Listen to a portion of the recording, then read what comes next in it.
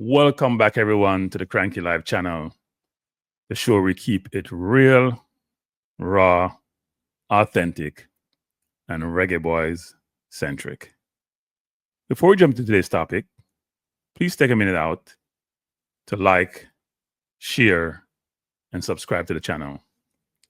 Today, we're diving into a hot topic that stirred emotion all over the island of Jamaica and in the diaspora. The Mason Greenwood saga. And yes, someone sent me the recent video by Maverick on Mason Greenwood. Some strong points were made. A few I agree with, others I find detestable. But that's Maverick, always creating drama. So let's break it down. Did Jamaica make a mistake by chasing Mason Greenwood? Should we still hold out hope?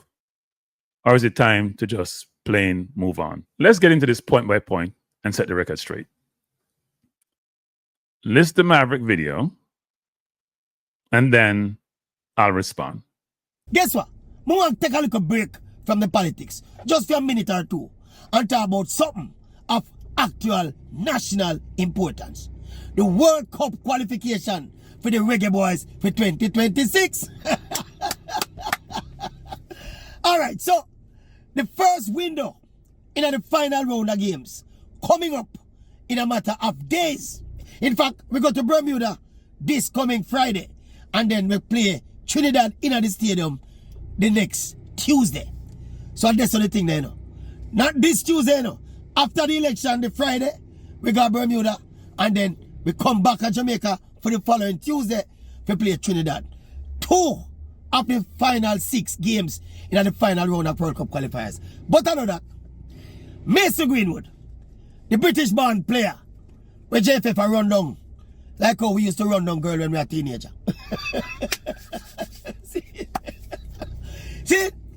Mason Greenwood, they invited Mason Greenwood to come and play for Jamaica. Remember, say, him getting passport now, you know, so I'm fully eligible to play for Jamaica now, you know.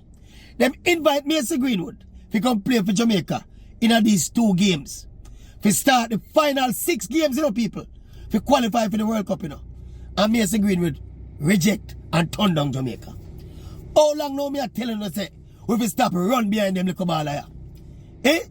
How long me are telling you, say, if we have to run down a baller when I look for it, to beat Bermuda, Trinidad, and Curacao to qualify for the World Cup, we don't deserve to qualify for Ghana World Cup. From this whole thing about Mason Greenwood starting up, me never see Mason Greenwood put up a tweet yet, you know. Me never see Mason Greenwood put up a Jamaica flag yet, you know. Me never see any indication whatsoever. Say this youth I want to come play for Jamaica. For those who don't know the history of this Mason Greenwood thing with Jamaica, you know. Mason Greenwood is a young baller from Manchester United, where in the beat up his girlfriend. Because of that, now there was a big sentiment against him in the UK and Manchester United. I forget to them and send him go over. Or when they are playing now, must say France him they are playing now. England not calling back from that either, because I want England most promising young player them, you know, people. But of course, now him have a Jamaican lineage. So Jamaica try them best to exploit the situation to get him come play for Jamaica. So all these about 2 years now, Jamaica talk about forget Mason Greenwood to come play for Jamaica. And him not show no inclination to play for Jamaica. Every minute we see some fake news come out, say Greenwood ready now, Greenwood ready now. Couple weeks ago, the JFF president himself come out now, come confirm, say finally, Mason Greenwood collect him Jamaican passport and ready to play for Jamaica. All along me are telling us, say, me no in no excitement and no anticipation. They even want to talk about the baller. See they now? 6 games to play to qualify for the World Cup. Them invite Mason Greenwood to come play first 2 of the 6 and the man turn them down. So we not coming complain away. Una no shame. Jamaica no shame. A long time me tell them below them baller there. From we get this final round draw. And we get Curacao, Trinidad and Bermuda to play. Me say Papa Jesus. Then if you run behind some baller, how people do them something? Me don't understand how people run behind people like that when I look on them, you know. Me don't know, me check so we have pride and we arrogant and we bossy and we are bossy slave around Jamaica. We are run behind this little matter footballer. Forget him come play for Jamaica. Him don't want to play for Jamaica. And we are run behind him. And one time when I talk about him on the channel, you know. I said, me don't want you not about Mason Greenwood, you know. When him come here, I'm come here. See, some man rush me, some man run up on some other platform, Russian attack. Who want bag of nonsense?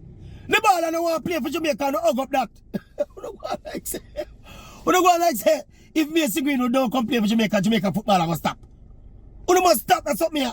This is part of the mentality and the problem why Jamaican football in a stagnation.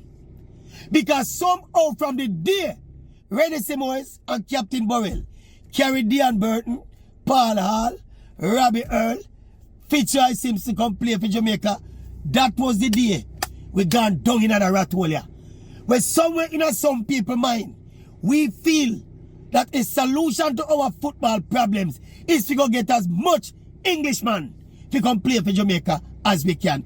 It has not worked since. And now that Mason Greenwood spitting on the face, me hope you don't have a little dignity and a little pride left. For no say, you try focus on who want play. This coming like a man run down a woman and the woman want him, you know. Archie spit pan him and piss pan him. Him still run out down like him an idiot, you know. We're not shame, man. Long time you tell us if you lower for the little ball here. Every time it come up on the radio, so someone bring up in him. I say, I don't know nothing about the ball here, you know. Anytime come play for Jamaica, we talk about him. Him not coming. And again, people, I'm going back to my core argument.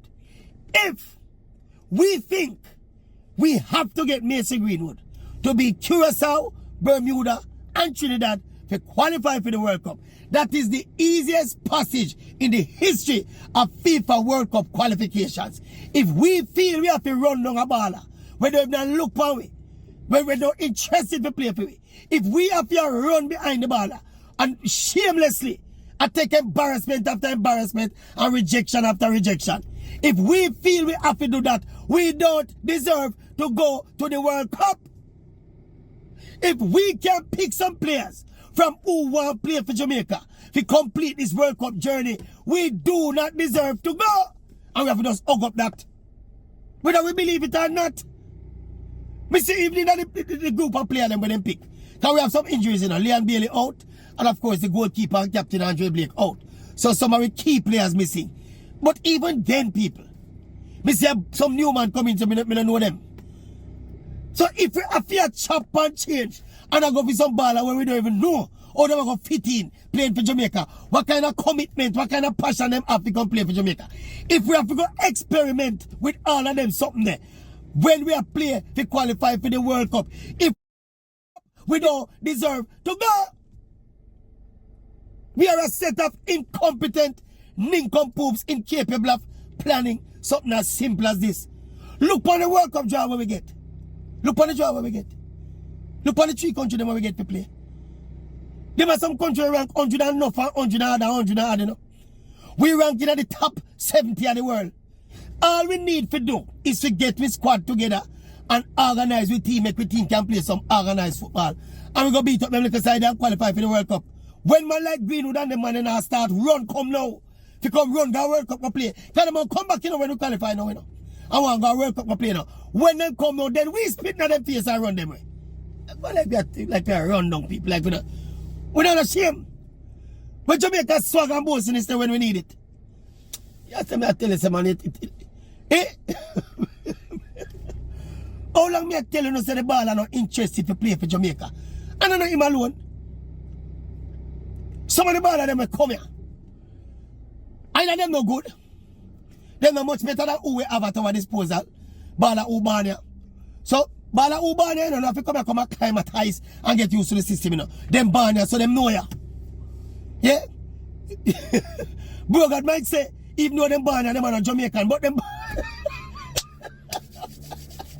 Hey, people, the thing piss me off, man. Piss me off. Long time me I tell you, no. I'm here one, you know. I'm here pint it out, you know. See the man spitting on the face one more time, you know. Oh no, got that. For a long time in Africa, tell you no. If we need Mason Greenwood to qualify for this World Cup, yeah, based on the draw when we get. If we can't qualify without him, we don't deserve to go away. We don't talk about it. So, first point, Greenwood's commitment. Was Maverick right to be skeptical about Greenwood's commitment? Facts. He's never publicly stated that he wanted to play for Jamaica. Maverick is right on that point. He got his Jamaican citizenship and passport, but he hasn't filed a FIFA switch. And as the coach indicated in his press conference, he did not accept the call up to the Reggae Boyz. So the silence matters. And I would agree with Maverick on this. If Greenwood wants to represent the Reggae Boyz, he has had every opportunity to make that clear. Instead, we're still guessing, still waiting, and some are still hoping. And Maverick is right to call this out. Because at some point, the silence becomes the answer. However, I would say that I was informed by a very reliable source that Mason wanted to play for Jamaica and that him and his representative pursued his documentation to obtain his citizenship. However, the follow-up question is, why go through this process if he had no interest in changing allegiance and playing for the team? Did something change? Has he gotten a positive wink from the English FA that with time, things may change in England and that he may be in line for future call-up? Or just he and the representative just want to wait and see? The silence from his camp is deafening and frankly, in my view, disturbing, given the national interest and the hope by many at home and abroad of him playing for the country. However, here is where I disagree with Maverick. The question is, does Jamaica need Greenwood? Not just want Greenwood, need Greenwood. Do we need Greenwood to qualify for this upcoming World Cup? That may appear to be a fair question on the surface, but let's check reality. In a number of our performances over the last year, we have struggled against BVI, ranked 208 or somewhere about that in the world. We struggled against Dominica under Hogrimson previously, as we go through the process, ranked 182. And in the Nations League qualifier, we struggled with St. Vincent and the Grenadines, ranked 173. In fact, when we played them at their place, we barely eked out a draw against a team ranked 173rd.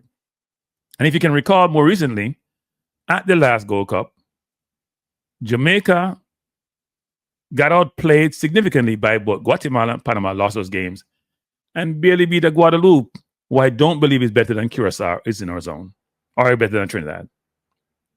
That is not the record of a team that can dismiss pursuing a world-class talent like Greenwood. The truth, Jamaica absolutely need Greenwood and should have pursued him. He's a generational forward. Last year, he was the co-top goal scorer with Dembele from PSG in the French league with 21 goals in League One. And he's the kind of player who can change losses into wins. Also, our current crop of forwards are either injured, out of form, not at the right level, or just don't produce when playing for the national team. Pretending we are strong enough without that quality ignores reality. And here's what's interesting. Greenwood is not a center forward. He's a winger. He has been complimented. He's been lauded by no other than Alex Ferguson. When he was asked a question by Gary Neville way back when about young forwards coming through, people who could be world class, he noted Greenwood. And Greenwood was previously played one game for England as a teenager, is only 23 years old. If Jamaica had gotten him, he could play for Jamaica for the next 10 years. And as a winger, who's a prolific goal scorer, is a need versus a want. Was it wrong to pursue Greenwood? Maverick make it sound like the JFF wasted their time. Totally wrong.